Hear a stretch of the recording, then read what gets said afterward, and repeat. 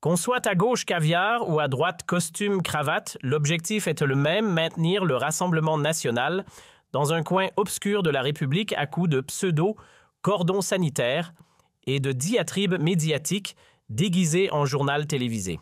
Chaque jour, les ondes publiques ressemblent davantage à des tribunes militantes qu'à de l'information impartiale. Mais pendant que Paris s'agite, une silhouette scrutatrice loin d'ici ne perd pas une miette. J.D. Vance, numéro 2 de la première puissance mondiale. Tandis que les Bayrou, Mélenchon et autres figures fanées s'effacent du radar diplomatique international comme des VHS oubliés dans un grenier, lui braque son regard aiguisé sur l'Hexagone, et ce qu'il déclare au sujet de Marine Le Pen fait l'effet d'un éclair dans le ciel bruxello-parisien. C'est le genre de déclaration qui ne fait pas que grincer quelques dents, elle fissure carrément les fondations du vieux continent. Ce que J.D. Vance a osé prononcer, vous allez le découvrir en détail dans cette vidéo et croyez-moi, Bruxelles et Paris en transpirent encore. Ne partez surtout pas, la suite est littéralement explosive. Car ici, on ne parle pas d'un simple message de sympathie venu d'outre-Atlantique.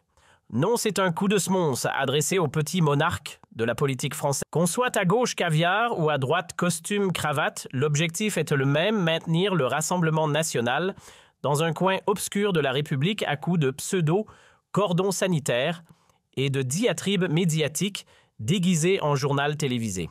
Chaque jour, les ondes publiques ressemblent davantage à des tribunes militantes qu'à de l'information impartiale. Mais pendant que Paris s'agite, une silhouette scrutatrice loin d'ici ne perd pas une miette. J.D. Vance, numéro 2 de la première puissance mondiale. Tandis que les Bayrou, Mélenchon et autres figures fanées s'effacent du radar diplomatique international comme des VHS oubliés dans un grenier, lui braque son regard aiguisé sur l'Hexagone, et ce qu'il déclare au sujet de Marine Le Pen fait l'effet d'un éclair dans le ciel bruxello-parisien.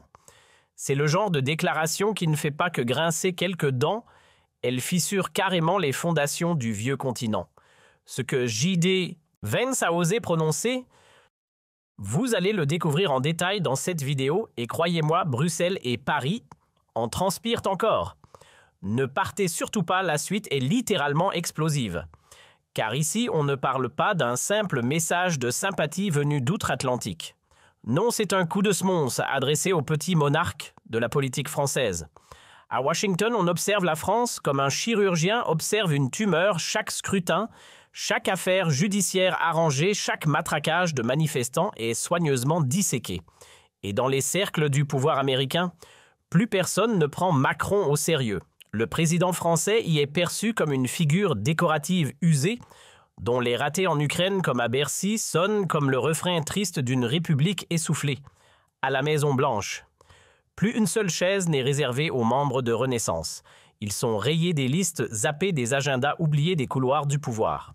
Quant à Emmanuel Macron, ses appels répétés résonnent comme une sonnerie sans réponse, ignorée par une équipe Trump, qui ne perd plus son temps avec les figurants. Désormais, ce qui compte à Washington, ce sont les vrais interlocuteurs, ceux qui parlent clair et pensent nation, le Rassemblement national. Le vent a tourné et un événement marquant a confirmé ce changement de cap. Le 21 février 2025, Jordan Bardella, entouré de députés RN, foule officiellement le sol américain. Direction Washington, D.C. Non pas pour des rencontres discrètes derrière des portes closes, mais en pleine lumière devant caméra et micro, lors de la Conservative Political Action Conference CPAC.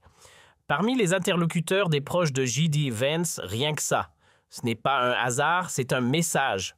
Un message puissant, limpide, le RN n'est plus un épouvantail, mais un acteur qui compte sur l'échiquier mondial. Du côté des États-Unis, cela fait longtemps qu'on ne se fait plus d'illusions sur la situation française.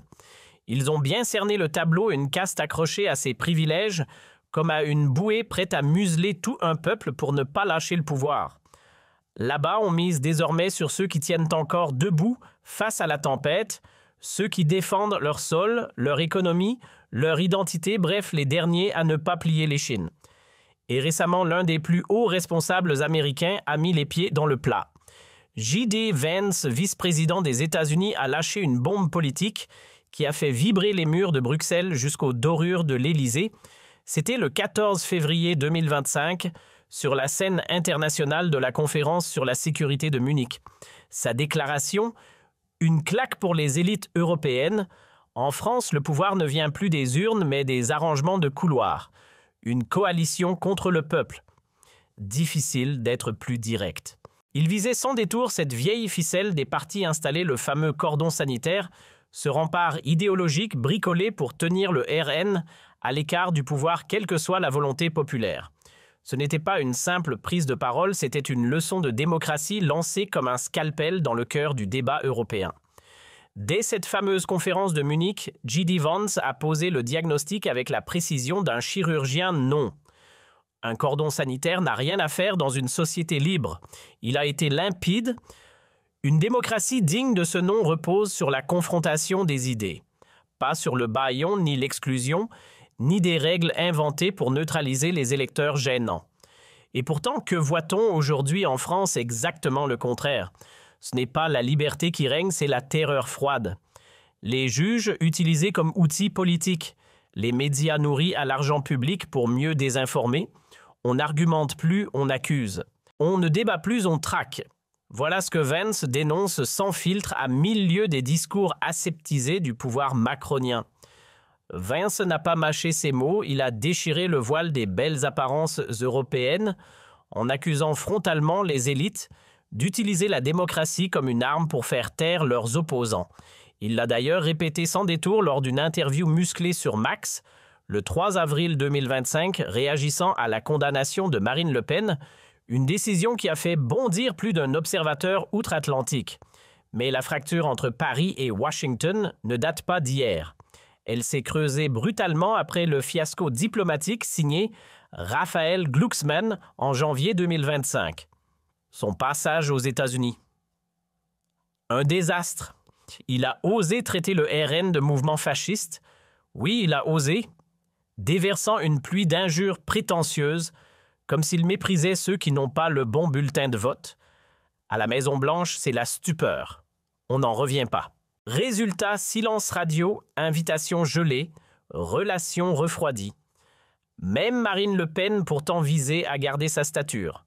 Elle a répliqué sans haine, mais avec fermeté. Insulter des millions de citoyens revient à insulter les vraies victimes de l'histoire.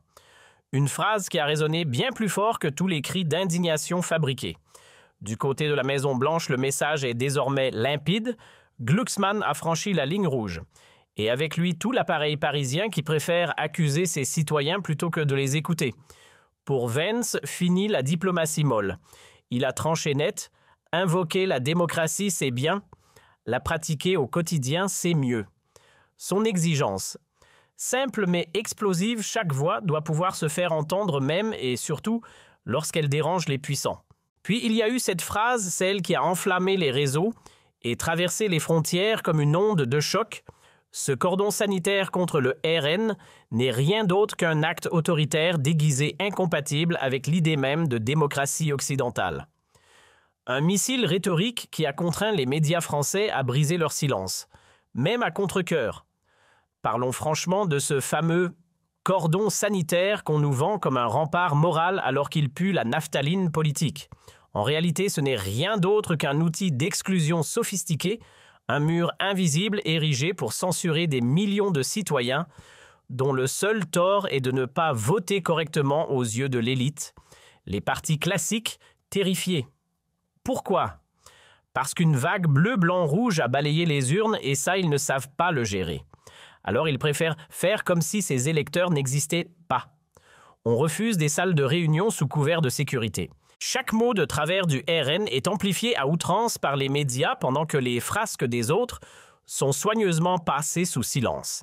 Et les ONG arrosées d'argent public mènent des campagnes de dénigrement dignes d'un service de propagande.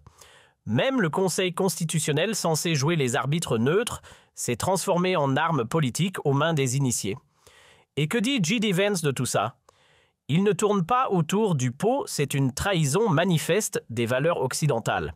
Une pente glissante vers un autoritarisme masqué, où la démocratie n'est plus qu'un mot vide plaqué sur des pratiques de plus en plus douteuses.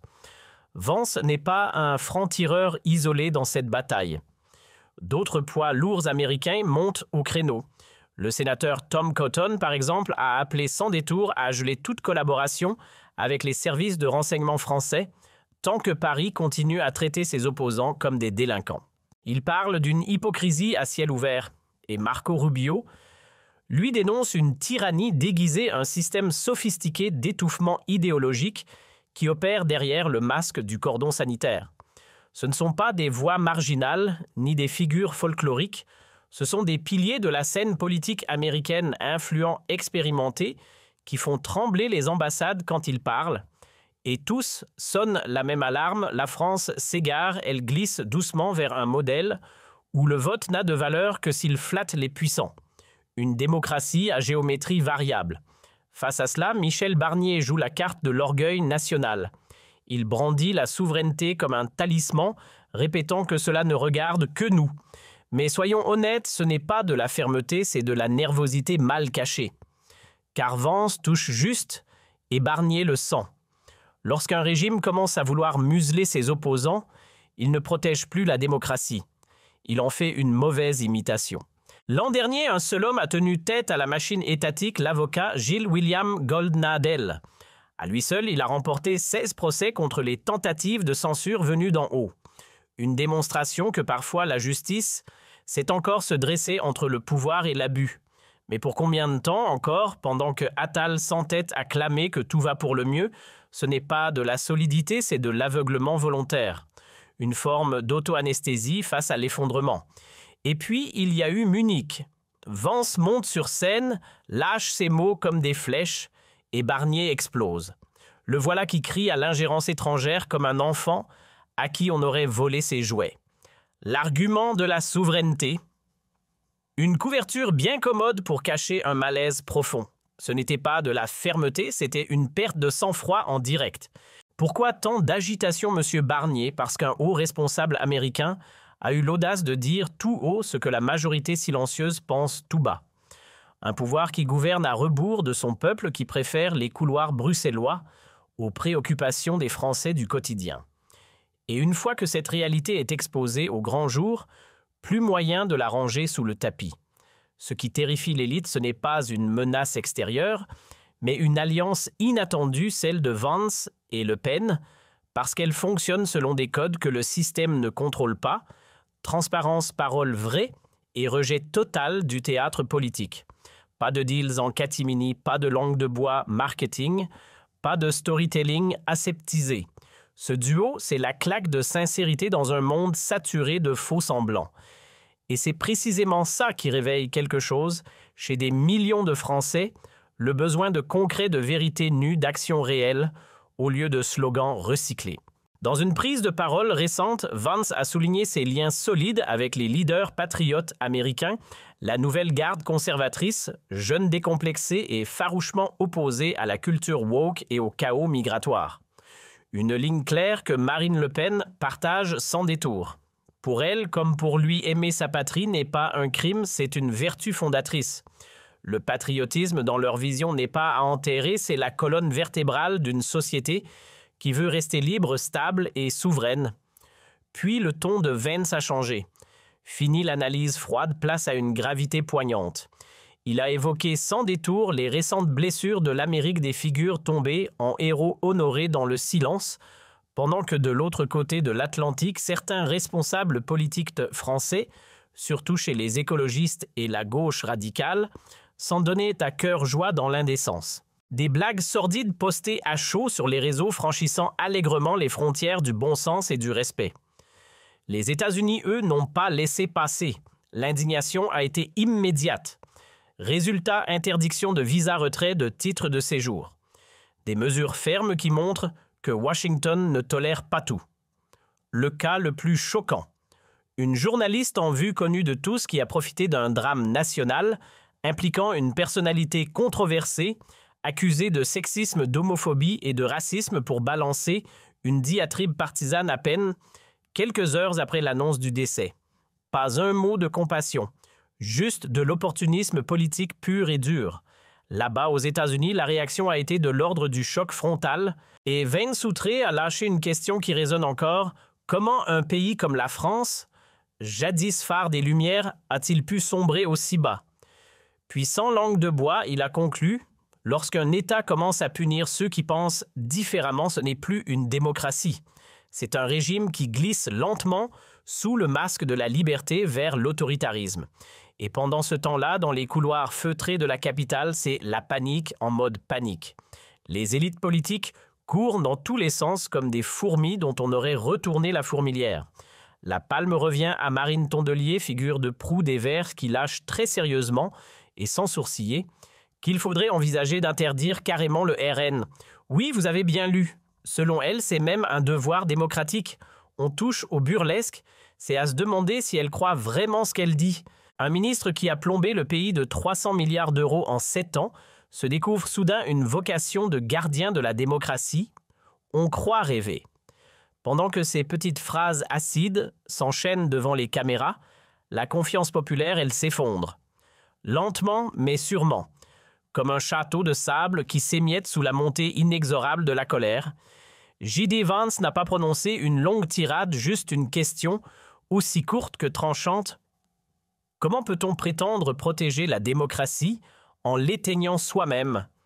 Une gifle rhétorique à laquelle ni Macron, ni Attal, ni Rota n'ont su répondre sans bafouiller. Coincés jusqu'au cou dans les sables mouvants du pouvoir obsédé par le contrôle des médias accros aux appareils judiciaires, comme à des manettes de jeu, ils vivent dans une bulle. Pendant que le pays lui prend l'eau de toutes parts, derrière les dîners bien peignés et les sourires échangés dans les salons dorés, la France réelle souffre. Une jeunesse frappée de plein fouet par le chômage, des routes, des ponts, des gares laissées à l'abandon. Même la Cour des comptes tire la sonnette d'alarme des milliards évaporés dans des fonds spéciaux aux contours flous. Aucune autoroute nouvelle pour les zones oubliées. Aucun projet crédible pour ces quartiers qui s'enflamment.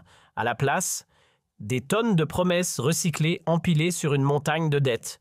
Un pays qui balance des milliards dans des subventions vertes, sans impact, tout en perdant la confiance de son peuple. Ce n'est pas un détail. C'est le scandale, le vrai.